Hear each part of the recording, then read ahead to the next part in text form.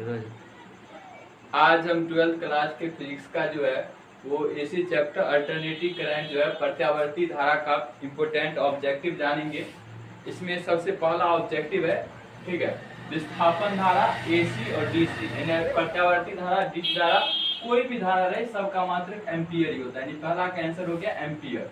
दूसरा क्वेश्चन है धारतीय प्रतिघात प्रेरकीय प्रतिघात, अलग अलग वैसे पूछता है, हम एक साथ लिख दिए धारतीय प्रतिघात प्रेरकीय प्रतिघात और प्रतिबाधा, तीनों का ऐसा मात्रक क्या होता है, ओम ही होता है। धारतीय प्रतिघात हो, प्रेरकीय प्रतिघात हो और प्रतिबाधा, तीनों का ऐसा मात्रक ओम ही होता है।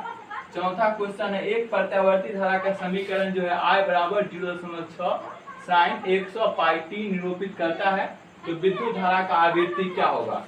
तो आवृत्ति इसका बहुत आसान ट्रिक है, ठीक है, 100, अब देखो 100 पाई है, ठीक है, तो अब देखो ओमेगा बराबर होता है 2, ओमेगा बराबर 2 पाई बटे 3। अब यहाँ यानी कि इसका शॉर्टकट याद रखना है, ठीक है, कि यहाँ पर जितना दिया है उसका आधा आंसर होगा, तो 100 है तो 100 का आधा कितना होगा, 50 होगा। अब एल आर परिपथ का देखो, एल आर परिपथ का प्रतिबाधा Z बराबर फॉर्मूला क्या होता है, √r² plus L² omega square. छठा नंबर क्वेश्चन है एल आर परिपथ का शक्ति गुणांक क्या होता है, तो R और बट्टा में क्या होता है, प्रतिबाधा, जो प्रतिबाधा है वही। अब है शीर्ष धारा I नोट और वर्ग माध्यम मूल मान RMS के बीच क्या संबंध है, तो I नोट बराबर क्या होता है, √2 RMS, यानी कि वर्ग माध्यम मूल मान में व्यंजक आया था RMS बराबर 1/√2 I नोट, ठीक है। ये बराबर के इस पर क्या है, भाग में, नहीं तो गुना में, तो वही यहाँ लिखा गया इसी को, ठीक है। अब ध्यान देगा, ये कुछ अलग क्वेश्चन है ये दोनों, ठीक है, ये 7वां 9वां से रिलेटेड है कि शीर्ष धारा प्रत्यावर्ती धारा के शिखर धारा यानी शीर्ष धारा और वर्ग माध्यम मूल मान के अनुपात क्या होता है, तो देखो शीर्ष धारा, अब ये बराबर किस पर, ये बराबर किस पर क्या है, भाग में, इधर गुना में, इधर आएगा तो भाग में, तो उधर क्या बचा सिर्फ √2, तो इसका आंसर कितना हो जाएगा, √2। और ये दूसरा टाइप से क्वेश्चन पूछे कि प्रत्यावर्ती धारा के महत्तम मान और वर्ग माध्यम मूल मान का अनुपात कितना होता है, तो 1/√2। वहीं 10 नंबर क्वेश्चन है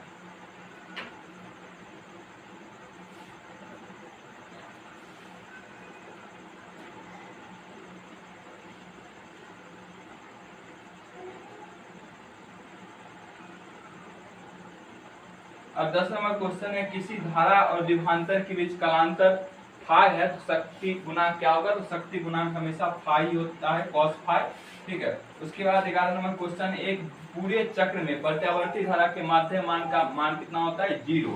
12 नंबर क्वेश्चन आभासी धारा बराबर क्या होता है, शिखर धारा बटे √2। तब तार एमीटर मापता है क्या, प्रत्यावर्ती धारा का मूल औसत वर्ग मान, ठीक है। 14 नंबर क्वेश्चन एलसीआर परिपथ में अनुनाद की स्थिति में शक्ति गुणांक का मान कितना होता है, 1 होता है। शक्ति गुणांक का महत्तम मान कितना होता है, तो ये भी 1 ही होता है। और 16 नंबर है प्रत्यावर्ती धारा के परिपथ में अनुनाद की अवस्था में धारा और विद्युत बल के बीच कालांतर कितना होता है, तो 0।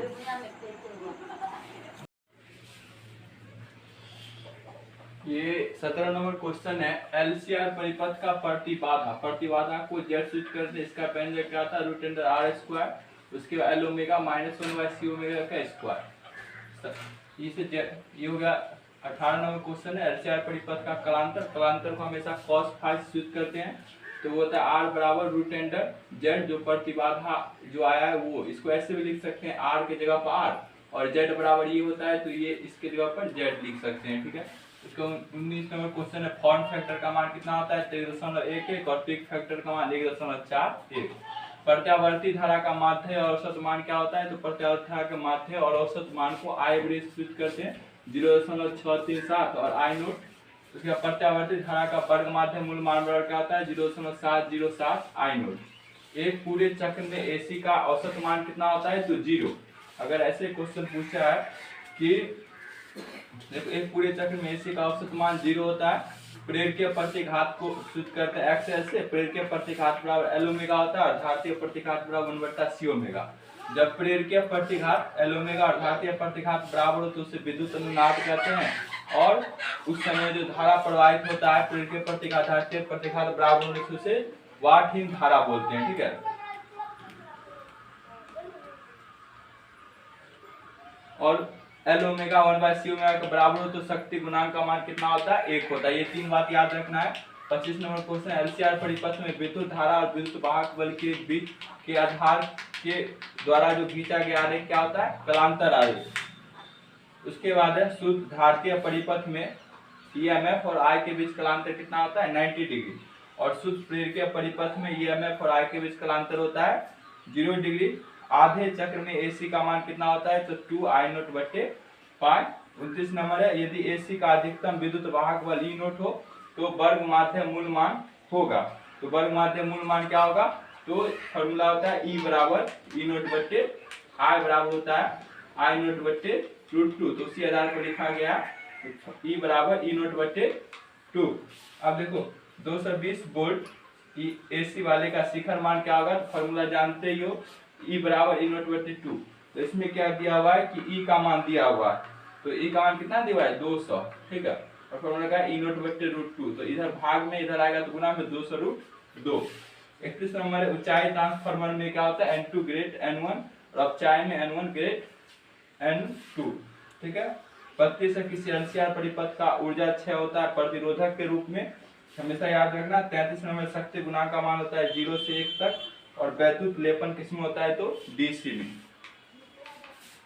घरेलू 34 नंबर क्वेश्चन है, चौक कुंडली किस सिद्धांत पर काम करता है? तो 100 प्रेरण पर। और 35 नंबर क्वेश्चन है, चौक कुंडली नियंत्रित करता है? तो एसी के मान को नियंत्रित करता है। 36 नंबर है, संधारित्र का शक्ति गुणांक क्या होता है? तो 0। और 37 नंबर है, एलसी परिपथ कहलाता है, दोलनी परिपथ कहलाता है। उसके बाद है 38 नंबर क्वेश्चन है, प्रत्यावर्ती धारा की धारा और वोल्टेज के बीच का कलांतर फाई है, तो वाटहीन धारा बराबर क्या होता है? तो आई साइन फाई। 39 है, शुद्ध संधारित्र का शक्ति खपत या संचित ऊर्जा बराबर दूसरा चैप्टर में पढ़े थे हाफ CV²। 40 है, प्रेरकीय प्रतिघात का समय नियतांक बराबर क्या होता है? L/R। 41 है, प्रत्यावर्ती धारा के R प्रतिरोध तथा परिपथ L के बीच हो तो tan फाई बराबर क्या होता है? प्रेरकीय प्रतिघात और प्रतिरोध। तो ये L ओमेगा और बट्टा में R। 42 है, भारत में प्रत्यावर्ती धारा की आवृत्ति कितना होता है? 50 to 220 वोल्ट। 43 है, वाटहीन धारा के लिए I और V के बीच कलांतर कितना होता है? तो π/2। 44 है, ऊंचाई ट्रांसफार्मर का परिमाण अनुपात क्या होता है? 1 से अधिक, ठीक है। यानी कि अब देखो ट्रांसफार्मर में एसी में क्या परिवर्तित होता है? एसी का तो आवृत्ति अपरिवर्तित होता है। 46 ट्रांसफार्मर में द्वितीय कुंडी और प्राथमिक कुंडी का अनुपात को क्या कहते हैं? परिणाम अनुपात। 47 है, डीसी में प्रेरकीय प्रतिघात का मान कितना होता है? तो 0। ट्रांसफार्मर उपयुक्त होता है केवल एसी के लिए। और ट्रांसफार्मर किस सिद्धांत पर काम करता है? अन्योन्य प्रेरक के सिद्धांत पर। और 50 है, एसी के लिए I बराबर होता है I0 sin ओमेगा टी और E बराबर होता है E0 sin ओमेगा टी। 51 है, ऊंचाई ट्रांसफार्मर में क्या बढ़ता है? तो वोल्टता।